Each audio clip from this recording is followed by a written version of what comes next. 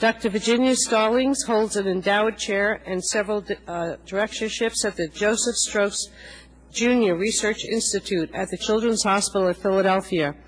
She joins us today for her role as chair of the National Academy of Sciences Institute of Medicine's Committee on Nutritional Standards for Foods in Schools, which is charged with making recommendations about nutrition standards for foods offered in competition with federally reimbursable meals and snacks. Good afternoon. My name is Virginia Stallings. I'm a pediatrician and director of the Nutrition Center at the Children's Hospital of Philadelphia. I had the honor of serving as chair of the Committee on Nutrition Standards for Foods in Schools of the Institute of Medicine. In 2005, in 2005, Congress directed the Centers for Disease Control and Prevention to undertake a study with the Institute of Medicine to review the evidence and make recommendations about appropriate nutrition standards for the availability, sale, content, consumption of foods and beverages that are offered outside the federally funded reimbursable school meal and snack programs. The need for such a standard was simple. While the federal school meals meet some nutritional guidelines, the competitive foods and beverages are not necessarily required to conform to any nutritional health standards, except for the very limited USDA requirements disallowing foods of minimal nutritional value during the meal period. To begin the process, the committee developed a set of guiding principles that would result in creation of healthful eating environment for children in U.S. schools and to guide the deliberations for the development of the standards. The guiding principles are listed in detail in Annex 1 of my written testimony. The committee also reviewed pertinent scientific evidence and was guided by the 2005 Dietary Guidelines for Americans. Using the dietary guidelines and the scientific data describing the dietary intake of school-age children, the committee identified that fruits, vegetables, whole grains, and low-fat dairy foods are the foods that need to be increased. Then these foods and beverages should be encouraged if a school decides to have a program offering competitive foods and beverages. For the issue of calorie portion size, the committee considered the fact that once a healthful breakfast and lunch are consumed, for many children there are relatively few calories remaining for snacking. The committee also considered the efficiency and simplicity of a system with one maximum portion control for the school setting to encourage industry to develop a variety of healthful foods and beverages.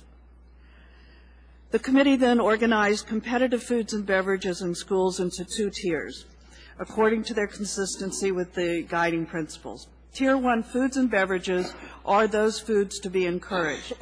They are a serving of fresh or minimally processed foods such as apples, carrots, sticks, raisins, 1% skim milk, and some multigrain chips and snack bars, yogurt. Tier 2 are foods and beverages that differ from Tier 1 in that they do not necessarily offer a full serving of a fruit, vegetable, whole grain, or non-fat dairy, but they do continue to meet other nutrition criteria. Tier 2 foods include things such as baked potato chips, low-sodium whole wheat crackers, animal crackers, and other products.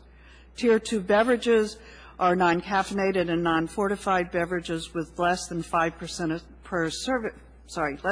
calories per serving, and they may or may not be artificially sweetened or carbonated or have flavoring. The committee's standards are intended to ensure that competitive snacks, foods, and beverages complement the school lunch and breakfast meals, and they contribute to developing a lifelong healthy eating pattern. Together, the guiding principles in the two tiers form the basis of the committee's recommendation for nutrition standards for competitive foods. These standards have two objectives: one to encourage the consumption of healthful foods and beverages, and the other to limit consumption of dietary components that are not optimal for the health or diet of school-age children. In the interest of time, I'm not going to go through the details. I think you can find those in our written statement, but you'll see that they're in relation to the food contents related to fat, sodium, and added sugar, and then that there's some very specific recommendations related to time of day. Tier 1 foods, which are those that offer a serving of fruits, vegetables, whole grain, and low-fat dairy, are offered to all children of all ages during the school day. Tier 2 foods are really offered only to high school age students after the school day.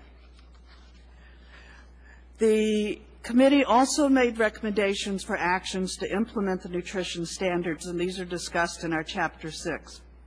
In conclusion, the traditional school breakfast and lunch nutrition programs are to ensure that children have access to healthy foods. These programs are the main source of nutrition provided at foods. However, when the opportunity arises for students to select competitive snack foods and beverages, it should be from items that will increase the consumption of fruits, vegetables, whole grains, and non-fat or low-fat dairy. The recommendations from the committee ensure that competitive foods and beverages are consistent with the dietary guidelines and encourage children and adolescents to develop lifelong healthy eating patterns. Thank you, Madam Chairman. Thank you.